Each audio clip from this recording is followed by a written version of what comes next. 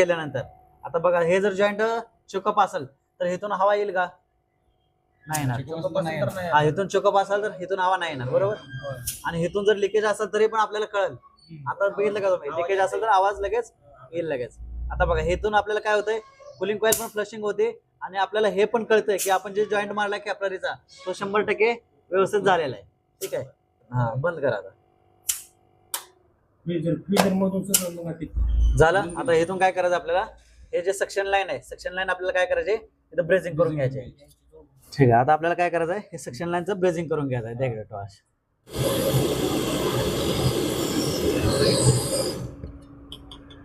झालं. आता सक्शन लाईनचं आपल्याला ब्रेझिंग करून घेतलेलं आहे. आता काय करायचं नेक्स्ट स्टेप काय आहे आपले लिकेज चेक करायचं. पूर्ण सिस्टमचे लिकेज चेक करायचे. तर आता ह्याला काय करावं लागेल नायट्रोजन प्रेशर द्यावं लागेल. 120 नायट्रोजन प्रेशर द्या किंवा वर्कशॉप कॉम्प्रेसरने आपल्याला 120 प्रेशर हवा भरा त्याच्यामध्ये. नायट्रोजन प्रेशर भरायचा आहे किंवा वर्कशॉप कॉम्प्रेसरने आपल्याला ह्याच्यामध्ये हवा भरायची आहे. तर आता हे बघा तुम्ही ह्याला सेपरेट रिले ओएलपी लावण्यापेक्षा जर फ्रीजला रिले ओएलपी असेल तेच रिले आपण रिले आणि ओएलपी काय करू शकताय वर्कशॉप कॉम्प्रेसरला वापरू शकता. आता ह्याच्यामध्ये आपल्याला हवा भरायची नायट्रोजन भरायचे बरोबर का. तर आता हे चार्जिंग लाईन मला इथं जोडायचे ह्या फ्रीजला जोडायचे. तर कुठला पॉईंट लावायचा आहे एनआरव्ही ला. हा एनआरव्ही ला आपल्याला हे पिन असलेले नट लावायचं आहे चार्जिंग लाईनचा. आता हे जे दुसरी साईड आहे रबरच्या चार्जिंग लाईनचे ते कुठं लावायचे आपल्याला खालच्या साईडला लावायचे. खाली का लावायचे तर कारण की हे जे कनेक्शन आहे आउटचं तर हे स्विच कनेक्शन डायरेक्ट आहे. ठीक आहे. आणि जे दुसरी चार्जिंग लाईन आहे ते ह्याला इनला लावायचे गेटच्या. आणि हे जे दुसरी चार्जिंग लाईन आहे आता ह्या वर्कशॉप कॉम्प्रेसरच्या कुठल्या साईडला लावायची सक्शनला का डिस्चार्जला. हा डिस्चार्जला लावणार बरोबर का. कारण की आलेली हवा आपल्याला कशात भरायचे त्याच्यामध्ये भरायचे. चालू कर फ्रीज. आणि हे जे गेज आहे गेजचा हँडल काय करायचं आपल्याला ओपन करायचं आहे. हा करा चालू. आता ह्याच्यामध्ये किती आपल्याला हवा भरायचे किती प्रेशर हवा भरायचे हा 100 ते 120 भरू शकताय. जर समजा चुकून जर जास्त हवा जर गेली समजा 200-250 तर ह्याचे जे फ्रीजर आहे फ्रीजर बेंड होऊ शकते किंवा फ्रीजर कॉईल फुटू पण शकते. ॲल्युमिनियम असतं त्यामुळे नाही जास्त प्रेशर द्यायचं नाही ह्याच्यामध्ये. हा 120 पर्यंत देऊ शकता काही प्रॉब्लेम नाही. हा आता हे जे कॉम्प्रेसर आहे हे कॉम्प्रेसर सक्शन लाईन मधून काय करायला लागलाय हवा खेचायला लागलाय वातावरणातले आणि डिस्चार्ज लाईन मधून बाहेर फेकायला लागलाय. आणि हेच हवा आपण कशामध्ये भरली फ्रीज मध्ये भरलेले कशासाठी लिकेज चेक करण्यासाठी. ह्याच्यामध्ये किती 120 PSI गेलं 120 PSI गेल्यानंतर कॉम्प्रेसर पहिला बंद करायचा आहे वर्कशॉप. ठीक आहे. त्याच्यानंतर आपल्याला हे गेजचा हँडल बंद करायचं आहे. ठीक आहे. गेजचा हँडल बंद केल्यानंतर आपल्याला काय करायचं आहे याचं लिकेज चेक करायचं आहे. लिकेज कुठं कुठं चेक करायचं आहे हे दिसतं का कंपनीचा जॉईंट जरी असेल तरी तो पण आपल्याला काय करायचा आहे चेक करायचा आहे. त्याच्यानंतर आता लिकेज कसं चेक करायचं बघा. हे नुसतं फेस लावून जास्त फेस लावायचं आहे बरं का. फेस आणि पाणी दोन्ही मिक्स असलं पाहिजे हे बघा. आणि त्याच्यानंतर आपल्याला हे बोट आहे ना बोट पाठीमागे ठेवायचं आहे दिसणार नाही लगेच. त्याच्यानंतर आपले जे जे जॉईंट मारलेले आहेत ते आपल्याला लिकेज चेक करायचं आहे. आहे का लिकेज हे नाही. ठीक आहे. त्याच्यानंतर आता अजून कुठं लिकेज चेक करायचं आपल्याला जिथे एनआरव्ही लावलेलं आहे बरोबर एनआरव्ही तिथं लिकेज चेक करायचं आहे. त्याच्यानंतर आता हे चार्जिंग लाईन आहे चार्जिंग लाईन काढून आपल्याला एनआरव्हीचं तोंड पण आपल्याला लिकेज चेक करायचं आहे. कारण काय इथला जर वॉल खराब असेल तर काय होऊ शकतंय लिकेज होऊ शकतंय. झालं. आता हे लिकेज चेक करायचं. त्याच्यानंतर काय करायचं आहे हे जे कापड आहे कापडानं ह्याचं तोंड पुसून घ्यायचं व्यवस्थित बरं का. आणि त्याच्यानंतर ह्याच्यात जे वाल आहे पिन वाल एनआरव्ही ते दाबून घ्यायचे. त्याने काय होईल आतलं जे पाणी गेलेलं आहे ते बाहेर येईल. ठीक आहे. त्याच्यानंतर आपल्याला जे चार्जिंग लाईन काढलेले आहे आपण ते जोडून घ्यायचे. त्याच्यानंतर हे जे हवा भरलेले आहे हवा काय करायचे आपल्याला सोडून द्यायचे. आता सोडल्यानंतर आपल्याला व्हॅक्यूम पंपने किती वेळ व्हॅक्यूम करायचा आहे 15 ते 20 मिनिट व्हॅक्यूम करायचं. आता सगळ्यात पहिल्यांदा तुम्हाला हे बघा व्हॅक्यूम पंप शिवाय सेल्फ व्हॅक्यूम कसं करायचं बघा. ठीक आहे. सेल्फ व्हॅक्यूम करण्यासाठी 134चा टीम घेतात का त्यातून. जर समजा आपल्याला सेल्फ व्हॅक्यूम करायचं असेल तर सगळ्यात पहिल्यांदा हे जे सिलेंडर आहे ना सिलेंडर इथं चार्जिंग लाईनला जोडून घ्यायचं आहे. हे जोडून घेतलं आणि हे गेजचं जे हँडल आहे हँडल काय करायचं आहे बंद करायचं आहे. कारण की आपल्याला सेल्फ व्हॅक्यूम जर करायचं असेल हे हँडल सगळ्यात पहिल्यांदा बंद करून घ्यावं लागेल. हे बंद केलं. आता आपण काय केलेलं आहे बघा सेल्फ व्हॅक्यूम साठी काय केलेलं आहे कॅपलरी काढलेलं आहे साईडला. ठीक आहे. आता सेल्फ व्हॅक्यूम करण्यासाठी ह्या कॉम्प्रेसरला आपल्याला चालू करायचं आहे. ठीक आहे. ह्या कॉम्प्रेसरला चालू केल्याशिवाय सेल्फ व्हॅक्यूम होणार नाही. जर समजा तुमच्याकडे व्हॅक्यूम पंप नसेल तर मग ठीक आहे सेल्फ व्हॅक्यूम करू शकताय पण जास्त सेल्फ व्हॅक्यूम नाही करायचं बरं का. कारण की फ्रीज काय होत्यात नंतर प्रॉब्लेम देऊ शकतात. व्यवस्थित प्रॉपर ते व्हॅक्यूम होतंय का, नाही होणार. ठीक आहे, आता ह्या फ्रीजला चालू कर. थांबा बाबा एक मिनिट. हे काय करायचं, ह्याचं जे वाल आहे, ह्याचं जे तोंड आहे कॅपलरीचं, कॅपलरीचं तोंड काय करायचं आपल्याला ओपन ठेवायचं. हा चालू करा फ्रीजला. आता बघा हे कॉम्प्रेसर चालू झालेलं आहे बरोबर का. हे वाल बंद आहे, गेटचं हँडल बंद आहे. ठीक आहे, इथून काय व्हायला लागले, हवा बाहेर यायला लागले. हे जे हातले हवा आहे ते इथून बाहेर यायला लागले. ठीक आहे, हे बघा किती मध्ये व्हॅक्यूम चाललंय दिसतंय, दिसतंय व्हॅक्यूमला चाललाय काटा मायनस मध्ये चाललाय बरोबर. तर असं बघा जोपर्यंत इथून एअर याचे बंद होत नाही तोपर्यंत आपल्याला काय करावं लागेल, व्हॅक्यूम करावं लागेल. ठीक आहे, आता बघूया किती वेळाने व्हॅक्यूम म्हणजे पूर्ण याची एअर याची बंद होते. टॉर्च द्या इकडे. कमीत कमी आपल्याला 5 ते 10 मिनिट तर कमीत कमी असलेले व्हॅक्यूम करावं लागेल, सेल्फ व्हॅक्यूम. हा मधली हवा पूर्ण इथून बाहेर फेकली जाते, ह्याला म्हणतात सेल्फ व्हॅक्यूम. आता याच्यामध्ये मी तुम्हाला सेल्फ व्हॅक्यूम पण दाखवतोय आणि नंतर या व्हॅक्यूम पंपने कसं व्हॅक्यूम करायचं ते पण बघा. आता 5 ते 10 मिनिट झाल्यानंतर काय करायचं आपल्याला, टॉर्च पेटवायची. टॉर्च पेटवून काय करायचंय, हे दिसतंय का, तुम्ही जरा या साईडला सारखा हे तुम्ही मटेरियल तिकडे पलीकडे सारखा.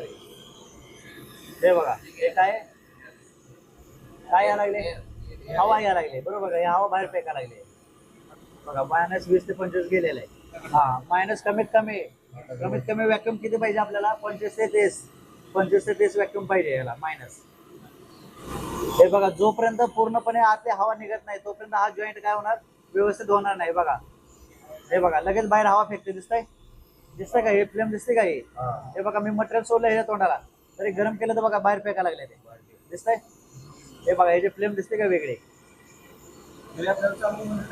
हा हे आपल्याला फ्रीज चालू मध्येच करावं लागणार आहे.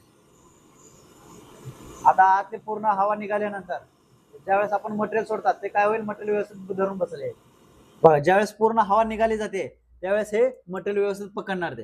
ठीक आहे, नाही तर जोपर्यंत हवा निघत नाही तोपर्यंत काय होणार, मटेरियल जरी सोडलं तर ते काय होणार, ओढणार मटेरियल. ठीक आहे, हे काय झालं, हे झालं सेल्फ व्हॅक्यूम.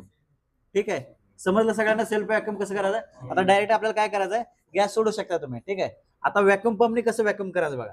आता हे जे गेज जोडलेलं आहे ते गेज आहे तसंच ठेवायचं आपल्याला. आणि हे जे व्हॅक्यूम पंप आहे, व्हॅक्यूम पंपच्या नटाला आपल्याला काय करायचं, दुसरी चार्जिंग लाईन लावायची. कॉम्प्रेसर बंद करायचं. हा तो कॉम्प्रेसर बंद करायचा. ज्यावेळेस हे व्हॅक्यूम होईल, त्याचं सेल्फ व्हॅक्यूमचं व्हॅक्यूम होईल त्यावेळेस आपल्याला कॉम्प्रेसर बंद करायचा आहे. चालू करा हे ते कॉम्प्रेसर बंद करा, हे जोडायला चालू करा.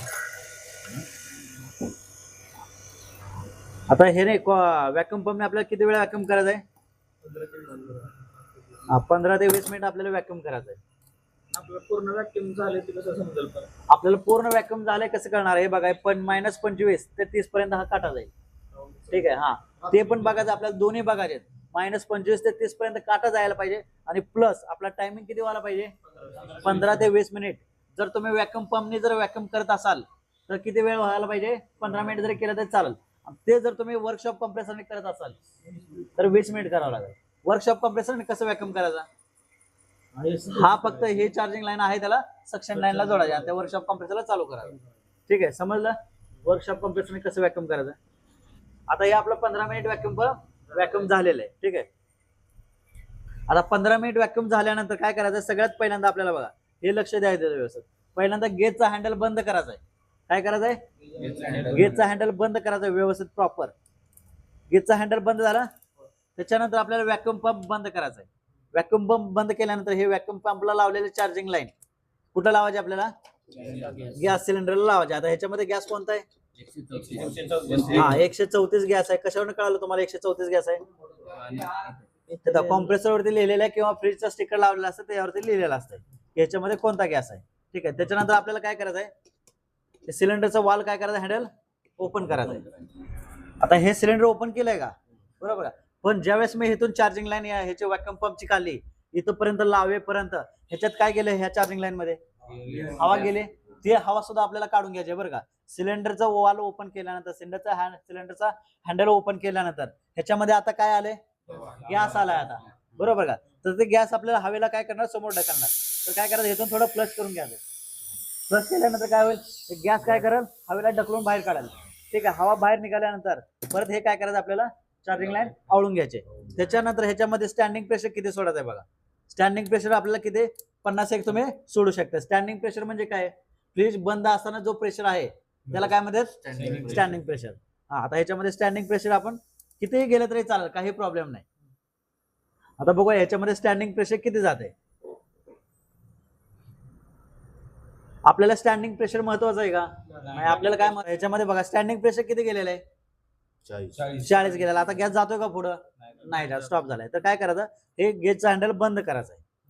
गेजचं हँडल बंद केलं, ह्याचा हँडल काय करायचं चालूच ठेवायचं आहे आपल्याला. ठीक आहे, जोपर्यंत गॅस भरायचं पूर्ण प्रॉपर होत नाही तोपर्यंत ह्याचं सिलेंडरचं वाल ओपनच ठेवायचं. आता फ्रीजला चालू करा. आता फ्रीजला चालू केल्यानंतर बघा हे गेजचा काटा काय व्हायला लागलाय, हळूहळू खाली यायला लागलाय. आता हा जो प्रेशर दाखवतोय तो प्रेशर कसला झाला, रनिंग प्रेशर झाला. समजलं ना स्टँडिंग प्रेशर आणि रनिंग प्रेशर काय आहे. ज्यावेळेस फ्रीज बंद असताना जो प्रेशर दाखवतोय तो कसला प्रेशर, स्टँडिंग प्रेशर. आता बघूया ह्याचा रनिंग प्रेशर. आता R134 गॅसचा रनिंग प्रेशर किती आहे, 8 ते 10 रनिंग प्रेशर आहे. आता बघा ह्याचा रनिंग प्रेशर किती दाखवालंय, 0 नाही, हे 4 दाखवालंय. आता ह्याच्यामध्ये बघा ही एक कांडी दिसते का, एक कांडी, हे 20 आणि 0च्या मधली जो छोटे छोटे कांडे आहेत बघा, त्याचे एक कांडे म्हणजे 2 प्रेशर झालं. ठीक आहे, आता हे किती कांड्यावर थांबलेलं आहे, जवळजवळ 2 कांड्यावर थांबलेलं आहे, म्हणजे ह्याचा 2 ते 4 प्रेशर आहे.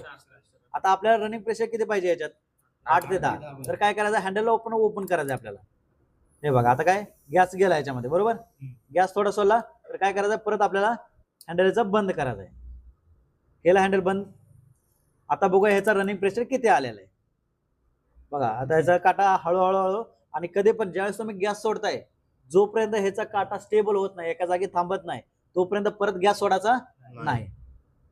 आता बघा आता ह्याचा रनिंग प्रेशर किती दाखवा लागले, 8 दाखवाले, बरोबर. 8 ते 9 दाखवा लागले. आपल्याला किती पाहिजे, 8 ते 10 असं तरी बस झालं. म्हणजे आता कसं आहे, व्यवस्थित आलेलं आहे. ठीक आहे, जास्ती होऊ शकतो का, 10च्या पुढे जाऊ शकतो का. आता तुम्ही जर गॅस जास्त सोडला तर 10च्या पुढे जाऊ शकणार का, बरोबर. गॅस जास्त झाला तर कॉम्प्रेसर गरम होणार, कॉम्प्रेसरला प्रॉब्लेम येणार. त्यासाठी जर गॅस जास्त झाला तर काय करायचं, आपल्याला हेतून नाही हे पिन चार्जिंग लाईन ओपन करून थोडा गॅस कमी करायचा. त्याच्यात रिटर्न यात पाठवू शकत नाही आपण, रिटर्न नाही पाठवू शकत. आता बघा ह्याच्यामध्ये किती, आता बघा मग 8 दाखवत होता रनिंग प्रेशर, आता किती दाखवलाय, 7 दाखवलाय, बरोबर. तर अजून आपल्याला काय करायचंय, थोडा गॅस ह्याच्यामध्ये सोडायचा आहे.